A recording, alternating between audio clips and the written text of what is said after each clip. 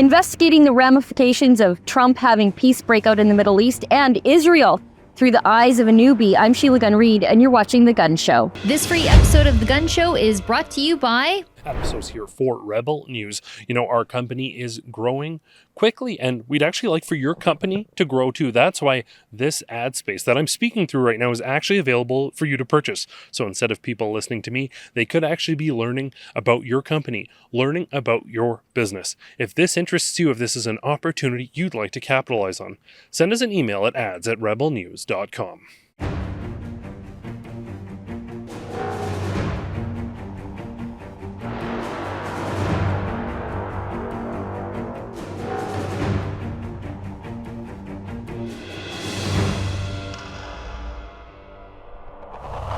These last 10 days, Rebel News and some of our closest friends have been in Israel and Dubai, investigating the consequences of Donald Trump negotiating the Abraham Accords, a peace treaty between initially the UAE and Israel, but it's spreading across the land. And I've been here with my friend, my colleague, my coworker, my documentary filmmaking partner, Kian Simone, and I've been to Israel. This is my third time.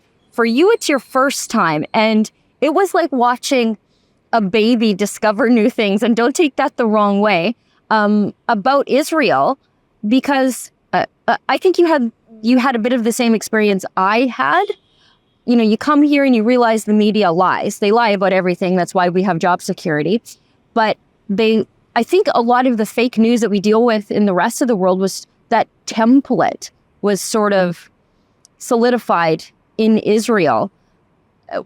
Was it like that for you? Like, did the scales fall away from your eyes in some respect? I wouldn't even call it the media in my case, and most cases of people under 30. It's really just like peer pressure. 3 years ago, not only was I pro-Palestine, but anti-Israel. Yeah. And I think that's even further than most.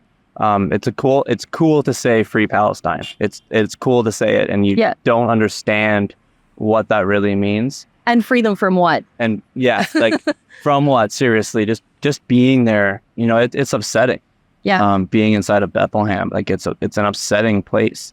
It's not nice anymore, right? Yeah. It's scary what they made me think. And I say they, and that's really just my friends. Yeah. What they made me think about Israel. Yeah. So you mentioned Bethlehem. Now, many people might not know, but Bethlehem used to be a Christian town. Now it's behind the security fence, and it's a majority Muslim town. The Church of the Nativity, the site of the birth of Christ, it's, you know, surrounded by mosques. But it's not nice behind the wall, is it? It makes me sad. No, and you see the graffiti, like I like how they allow graffiti everywhere, because they think that in Israel, like that's a right. It's your right to protest. They'd rather you destroy something than be violent. Right. So they allow you to destroy things. But like, and it's different in Israel. Let's say you see stop the bombs or stop bombing Gaza, or like just kind of like what the lefties would write on something. Sure. But inside Bethlehem, where Jesus was born, and that's coming from a non-Christian. Yeah. Like to have Hitler everywhere on all the walls, like that is just, it's freaky. Yeah. It's scary.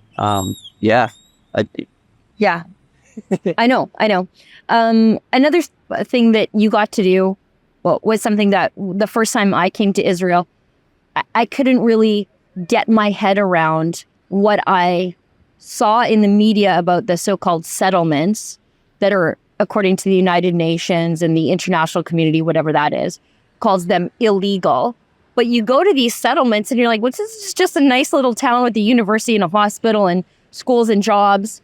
And somebody somewhere far away has said, no, actually, that's just a place where Jews can't live, which seems kind of anti-Semitic to me. Yeah, and like you said, it literally is just like a town. Like if you had told it, when you were doing an interview there, that was me learning for the first time that was an illegal place. Yeah. Like that was just a town to me with a new mayor that we were going to get, like them were going to get. Like it was just like a normal place. Yeah. And it was really weird that when you were going into that settlement, you couldn't, as a Jew or as an Israeli, turn right into a certain road, which was literally neighboring that settlement. There's a big sign saying, it doesn't say no Jews, but it says no Israelis. And it's the Israeli people who put it there because of your safety. Like, that's freaky too. Yeah. Yeah. Going back to Bethlehem, like when the left calls Israel an apartheid state, I would tend to agree with them, but not in the way that they think, right? Because the security fence is designed to allow people who living in the Palestinian-controlled side into the Israeli-controlled side, but it doesn't allow the Israelis, behind the big security barrier. There are places where Israelis just can't go. You went to Bethlehem without me, but I've been there twice before. Did we have to leave our Israeli tour guide behind and get a new one? No, our tour guide was able to go because he had a very special permit. Okay. And he kept emphasizing that he has a very special permit that allows him to go. And I think that just that emphasis really just proved that point that, if you are Israeli, you can't be there. Yeah. And he was pointing out certain towns that Israeli people just get killed in, that he visits and he brings people to because he has that permit. And it's shockingly scary. Yeah, last time that we came, I think our tour guide didn't have that permit, so we had to, at the security fence, get rid of him and then bring a Christian tour guide so that we could go to these Christian holy sites that are behind the wall. We did have a different tour guide. We did have a different tour. He wasn't able to be the guide. He was just able to come and make sure that everybody was staying together and stuff like that. But so he wasn't able to do the work. Yeah. Now. Yeah. Okay. Yeah. That's Yankee Pollock behind the camera rightly points out, and I wasn't there, so I'll leave you to explain this. Avi Yamini, our colleague, who's an Israeli citizen because he served in the IDF, and he has an Australian passport, he couldn't go behind the security fence to Bethlehem. I think what's just as messed up as that is that he wouldn't want to go. Yeah. Because it's literally your life that you're playing with just because of who you are walking around. I live in Canada, and I've been to every level of a protest, or peaceful to not peaceful to violent. Sure. And I've been in places where people don't like each other in Canada, and I think that is bad. And then I come here and I see that. It's weird when lefties say it's 2023, you shouldn't be like that anymore, but it's 2023, you shouldn't be like that anymore. Yeah. Yeah. And up on the Temple Mount, the holiest place in all of Judaism, we saw religious and secular Jews requiring a police escort. Now, the police escort isn't necessarily because they might be attacked, but they could be. The police escort is the Israeli government making sure that they don't do something insightful on the Temple Mount. And the insightful thing they might do is pray. And that's crazy. That's the holiest place. It's like preventing me as a Catholic from going to the Vatican, to St. Peter's.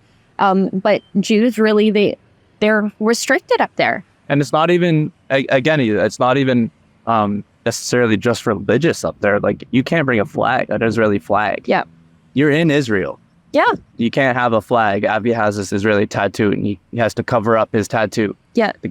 Imagine being in Canada, and there's a section in Calgary that you just can't have your flag. Yeah. It's nuts. Yeah, and it's done by the Israeli government because they're doing their best to keep the peace with their Palestinian neighbors. Now, we're in the UAE, and we've seen some amazing things. Today we went to the Museum of the Crossroads of Civilization, and it's a private collection where the man who runs it, very obviously a Muslim, and he's collected all these things to, I don't want to say honor the Holocaust, because who would ever do that, but to respect the Jewish suffering of the Holocaust.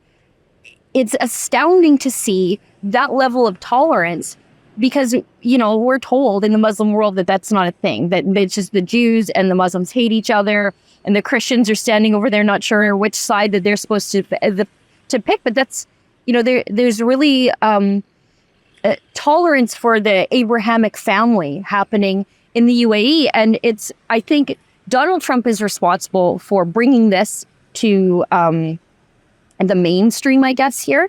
And he really should have won the Nobel Peace Prize for it, but his politics were all wrong. And it's interesting listening people talking about going back to the 70s or even back to when the Holocaust happened, you kind of get in the media again.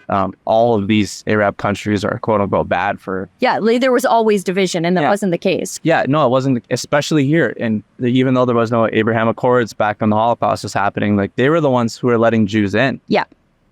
And there was other Arab countries who were closer that were turning them away, knowing and wanting them to get Go ahead. killed. Yeah. And that's like literally, I think it was in just off of Israel where they were trying to flee to, and the Arabs were saying, no, you can't come here, when they knew what was happening, where they were coming from. And then here they say, yes, come in, please. Like, well, Yeah, we read plenty of stories today about Muslims who are considered righteous among the nations, and they went to extraordinary measures to save Jews, including doctors in Berlin, Albania, the only country in Europe whose Jewish population rose during World War II because they rejected the idea that their Jews should be expelled. They were inviting Jews. They were saving Jews. And that's a story that's never told because they don't want that story told. They, the mainstream media and the people who divide us, because they do want to divide us. They want us never talking to each other, thinking that we'll never get along, and there's no way we can ever find a path forward. and you're not taught that in school. Like, you're not even taught a Muslim aspect to the Holocaust at all. Yeah. Like, not even in a good or bad way. Yep. Like, to me, when I'm growing up, I just think of, okay, it happened in Europe. Like, I didn't even know, and this is going to shock you, like, I didn't go to Sunday school or anything. I didn't even know that Jews lived in the Middle East. Like, that's Where did you think they were from? Europe. Like, they were in Germany, and, Yeah. and then they weren't in Germany anymore. They had to leave, or the Holocaust, right? Like, I literally feel so stupid admitting that, and I didn't want to, but I think that that's how much of an eye-opening that this was, that I didn't even know that. Like, I thought Israel, like, I knew that they were here a long, long, long time ago. Yeah. But not always here. Yep. That makes sense? Sure. A little embarrassing. No. What's the number one thing like that surprised you about being either in Israel or the UAE? Surprised me. I don't know if it was necessarily a surprise. I think it was more of a shock, like going to that Western Wall and listening to the Commander Danny Cherson. He was speaking about like what they had to do to combat what was happening on the other side of the wall. Yeah. Like, on the Israeli side, they have to put bulletproof everything just because people get shot when they go to the kitchen for a drink at night. From like across the field. It's Like not your neighbors. It's like a backyard, really. Like, I think that was really just like the eye opener of, wow, like that person is 20 feet away and they want to kill you for just because of who you are.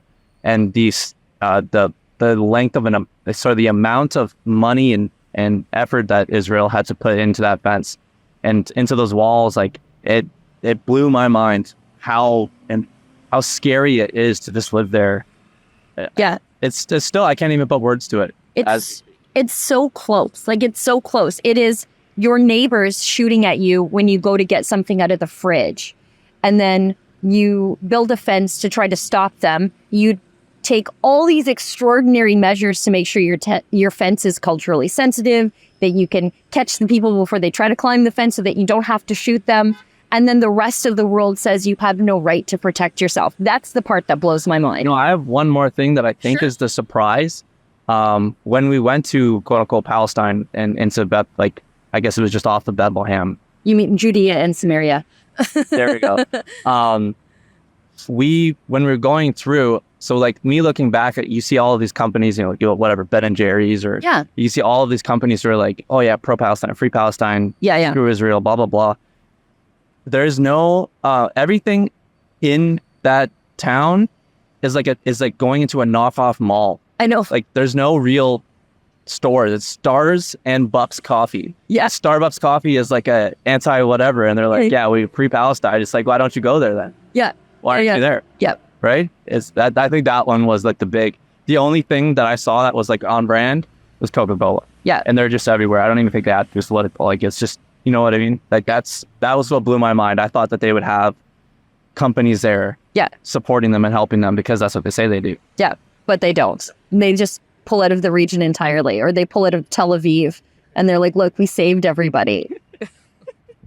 Good job, Ben and Jerry's. Kian, thanks so much for coming on the trip. You've been working behind the camera, working really hard to document the trip. I've been doing my best to take pictures of you, to document your trip as you take pictures of everybody else. But I'm just so glad that I got to watch you just learn everything for the first time, because I remember that feeling.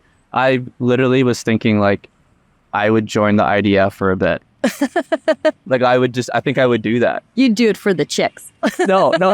I think I really noticed that not only is Israel like a good country, I think it's the most important country in the world. I do. And for stability. Yeah. Like and it's not even just for the Middle East. Like Israel is the only line of defense from China coming in. Yeah. Like that's like, I don't think I understood how close that kind of stuff is. Yeah. Like I know that there was like terror cells all over the Middle East, and Israel was kind of pushing them back and just really protecting themselves. But they also have to be on, not really an offense, but like on guard for China coming into the Middle East. Like they have to use the West.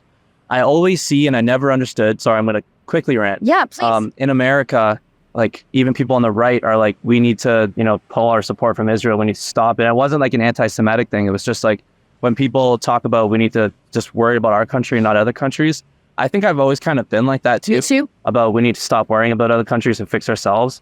But like I would support money going to Israel to defend it and to like push offense and democracy into the Middle East. Like it's where I would want my tax money to go, because we're fine. Like I said, we have our problems in Canada, but in comparison to what's going on here, like I want more stability. I want more Israel like being able to not expand into like taking things, right, which everybody says they do, but like the ideology of what Israel stands for, because it's not just about Jews. Yeah, it's about freedom.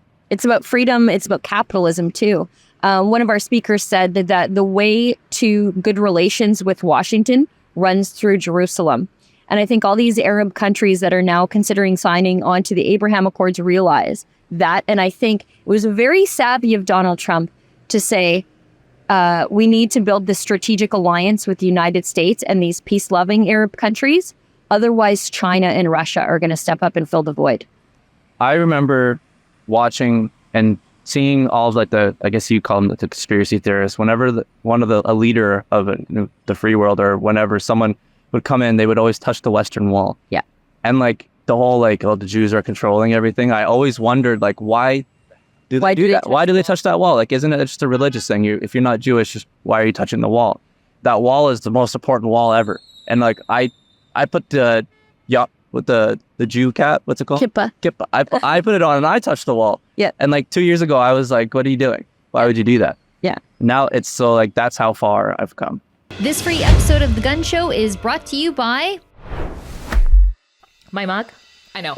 It's pretty cool. So is this hoodie I got on, and you could have it on too if you check out our special website at rebelnewsstore.com. That's where you can see Freedom Focus hoodies that we have for you, beanies, cell phone cases, you name it, all while supporting our journalism, where we fight to bring you the other side of the story, as opposed to, being forced by the Trudeau government to fund leftist media out of your taxes. The truth is, without you and your generosity, there is no Rebel News. So again, if you like the reports that we bring you and that we also fight for freedoms in Canada, please consider doing some shopping, picking up some swag at rebelnewsstore.com. We appreciate your support.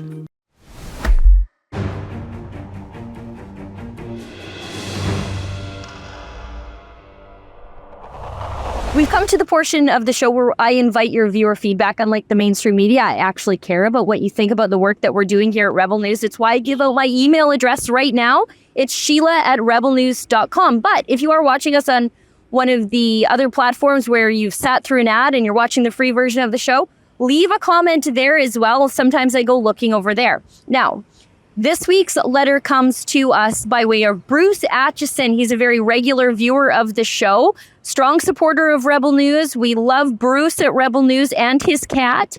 And he sends a letter on last week's show. Now, last week's show, we filmed on the fly where we were at a Roman ruin, but I wanted to make sure I met my obligation to our subscribers. So I grabbed David Menzies and had a quick chat. And Bruce writes, "Hi, Sheila. Thanks for doing your show, even though you had to shorten it. I sure understand about tight schedules and slow internet speeds. Oh, boy. How far will this trans insanity go?" Now, part of my interview with David was about his, I don't want to say stunt. It was a very important story that he did that was before its time, when he dressed as a cat and entered himself into a cat show. Anyways, Bruce writes, "I predict that some people might identify as aliens. They might justify murder as being mere extermination since they consider humans to be lower forms of life." Well, there are people who already consider that about the unborn. Let's hope it doesn't come to that. It's already come to that, Bruce. "I wanted to come on our trip to Israel, but I spent the money on a metal roof and metal cladding for the garage. You know what? Good. Otherwise, I'd have found a foster for Delta, that's Bruce's cat, and joined you.